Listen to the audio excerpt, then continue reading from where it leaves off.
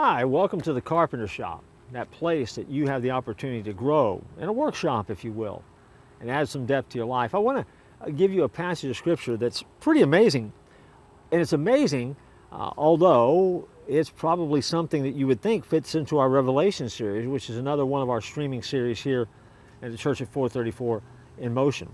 But it's found in the book of Revelation 21, verse 12 through 14. It says, "She had a great and high wall with 12 gates, and names written on them, which are the names of the 12 tribes of the children of Israel.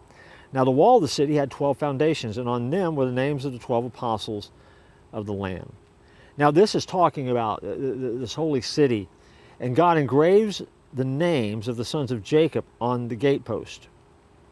If you think about it, and go back through Scripture, their rap sheets include stories of mass murder in Genesis 34, incest in Genesis 38, brotherly betrayal, Genesis 37. And they behaved a lot more like a 3 a.m. nightclub crowd than pillars of faith. And yet God carves their names on the New Jerusalem gates. And then think about the foundations we just read about, because that's what it's talking about here. Peter, the apostle who saved his own skin instead of the Savior's. James and John, who wanted to be the VIP stars of heaven. These were the disciples who told Jesus to get rid of the children that were coming to him.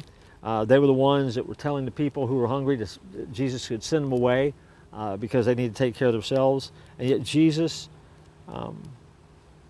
would also be forced to face a resurrection, or his crucifixion before the resurrection alone, because these guys were going to rat out on him. And yet these guys become the guys whose names are etched into those foundations.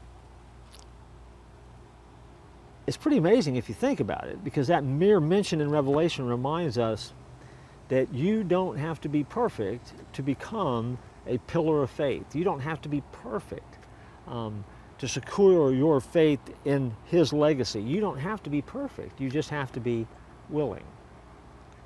Because if nothing, this group of folks that become the names on the gate and the foundations of this new city, this New Jerusalem, they got a lot more mistakes in their world than some people I know, maybe you.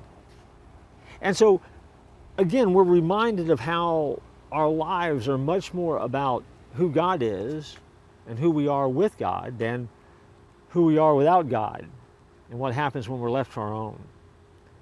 And so we're reminded of being obedient and how God blesses our hearts in the direction of our hearts. And as the book of Revelation unfolds and it talks about that, you might be thinking, well, okay, that's the names on the gate, that's the name on the foundation. Does my name show up anywhere? And of course it does. Because if you're a follower of Christ, it shows up in the Lamb's Book of Life. Not in pencil marks that can be erased, but written in blood that will never be removed. And so your name is there too, and you're a part of this amazing legacy. When your name is written in the book, everything changes. And so, take this encouragement from the Carpenter Shop. God can use who he wants to use, and he can use you in a variety of ways, and you don't have to be perfect, but you do have to be willing. So be willing. Willing to grow, willing to be corrected, willing to change. And when that happens, God can do amazing things. I look forward to joining you next time here in the Carpenter Shop.